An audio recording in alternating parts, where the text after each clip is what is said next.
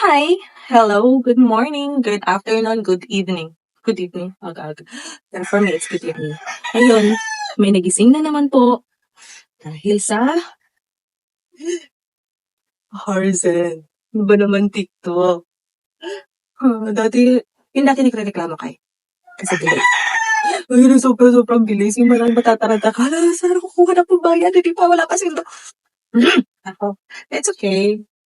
Kasi naman, sabi nga diba, once na mag-place order ka or once na may orderin ka, dapat nakatabi na yung pambayad mo para anytime katulad nito na ang bilis-bilis, sobrang flashing na talaga, may pambayad ka. So, let's open it. So, since change order tayo, nakita siya sa TikTok. Nag-sale siya. Oh, bababa. Oh. Siguro pag nakita yung mga chinelas or yung mga sandal or yung parang on the go aura, oh guys, makikita yun, lahat yan kulay puti, kulay beige, lahat. Kasi nga, any suot or anytime on the go. Kaya tinatawag siya on the go kasi anytime, kahit anong damit mo, kahit anong aura mo, pagbagay kasi dun sa white, pansin niyo. Every time na pag anong suot nyo, pag white yung lower or isang suot nyo is, match lahat pag white. So ito na naman, white na naman po siya. Siguro lahat ng mga ganitong style o chinelas ko, kasi nga, lahat siya guys, kahit pwede siya pang beach, kahit punta ka kapitbahay, punta ka doon, bili lang ng, white is, naano ko sa white. Okay? I'll put it in the yellow basket so that you can click and check that. And then nagsisale din sila guys. So ito, tsaka ito na yung sila. Tapos ako sa flat na yan. So maging girly-girly na tayo. Kasi nga, hindi ko alam kung kaya ko isusuot to. See,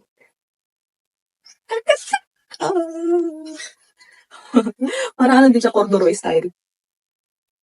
See, parang hilig ko na sa corduroy. Yung dalawang palda ko, yung skirt na nagili ko sa TikTok din. Corduroy, yung jacket ko corduroy. Pati binakasada corduroy. So ito guys, so may heel siya, parang 2 inches. Kasi sa yung style ko, yes, pag walang iba, nagsasapatos ako. So, yun naman na may mga shoes, yan. Lalo pa tag-ulan, parang naasiwa ako pag sapatos. Kaya, yung laging ginagamit ko, which is, ganito din siya, style, kasi tsaka ng paa ko. I mean, hindi pa, yung kuko ko sa paa, kasi parang panlalaki. Hindi kasi sanay sa yung nakashake yung kuko. Kaya kasi kagaya ng sa papa ko na flat, or siguro yung kapatid o yung papa ko yung parang mas babae pa sila ng daliri sa paa. Sa akin kasi parang lalaki. Basta tsaka, so ang ginagamit ko is, bihira lang ako lang gumagamit ng sandal. Pag pang office, na naka-open, siya, sa akin, sarado talaga siya. Parang ganito din yung style ko. Lang yung ginagamit ko ngayon since last year is, ganito yung style, pero, parang 1 inch lang, yung parang pa-flat.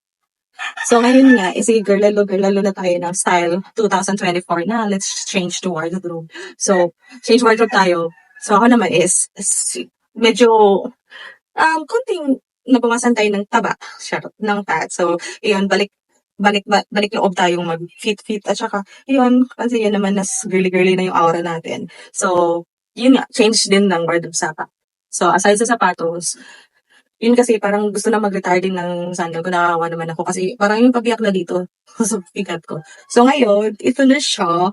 Ito na yung susuotin natin everyday. My God, good luck sa paa ko dito. So 2 inches siya. Di ko alam kung ganito na. Kasi nga, hindi ako sanay talaga sa mataas yung heels.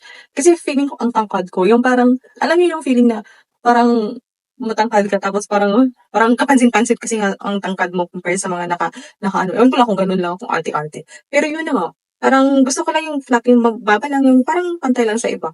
Kasi pag gusto sa pero yun, sige, arte-arte. Tama na, ang dami ko satsat. So So I'll post or i-add ko siya sa yellow basket. Sa akin is 37. Sabi naman nila is daw, true to size daw. Pero, I'll try. Ay, fit nga.